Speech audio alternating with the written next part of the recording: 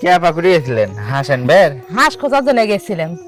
হাঁস খোঁজার জন্য যাওয়া লাগছিল, আবার আপনাকে না করলাম যে হাঁস খাবো না, এবার না খাই যাবো। বাড়ির থাকার থেকে করছো তুমি যে দুলে ভাই হাত জানি খিলে, সেজন্য হাঁস আনার জন্য গেছিলাম। ভালো করছেন, তা লিয়ে আসছে যখন তাড়াতাড়ি করে রান্না করো, খাওয়া দিয়ে যাওয়া হোক।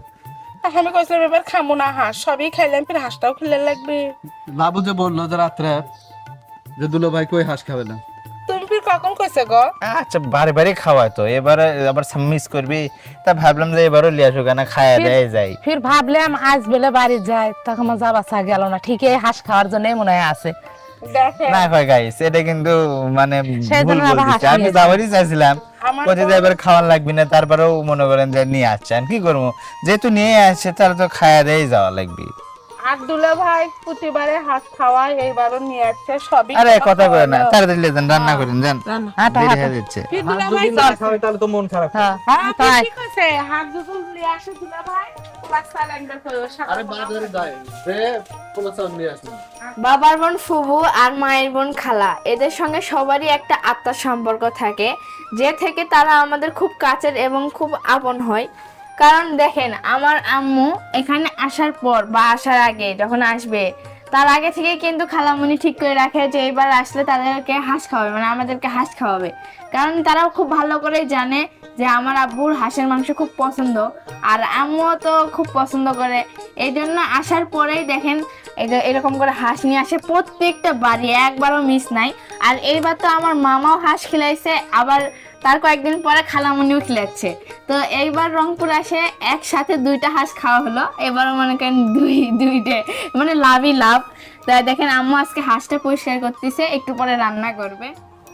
আর এইদিকে দেখেন আমার খালামণিও কিন্তু কাজে অনেক ব্যস্ত, 2 বোন মিলে হাতে হাত রেখে কাজ করতেছে। যে জন্য আজকে দেখেন আবার একটা হাঁস নিয়ে আসা হলো, আর কিছুক্ষণের মধ্যে তাদের কোটা বাসাও শেষ। এটাকে এখন আগুনে তাপ দিয়ে নেবে, আর ওই আগের প্রসেসের মতনই ওই যে এই যে হাঁসের গা থেকে তেল বের করে নেবে। এখন হয়ে যাচ্ছে, আর 2 বোন মিলে এরকম করে এখানে আসার পরে রেগুলার রান্না করে, তো রান্নার স্বাদটা 2 বোনের হাতে ছোঁয়াতে আরো বেশি হয়ে যায়। এদিকে আমার হাঁসের মাংসগুলো পিস পিস করে কেটে নেওয়া হয়ে গেছে। তাড়াতাড়ি করো নে, এতক্ষণ লাগতেছে, কও খামো কখন, যামো কখন?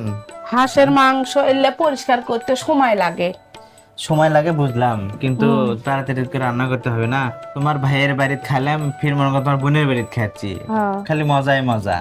হ্যাঁ, আত্মীয়ের বাড়ির যে আপ্যায়নটা হয় এটা আসলে না বললেই নয়, কারণ আত্মীয়ের সম্পর্ক শুধু তাদের বাড়িতে আসে খাইয়ে গেলেই হয় না, তাদেরকেও খাওয়াতে হয়।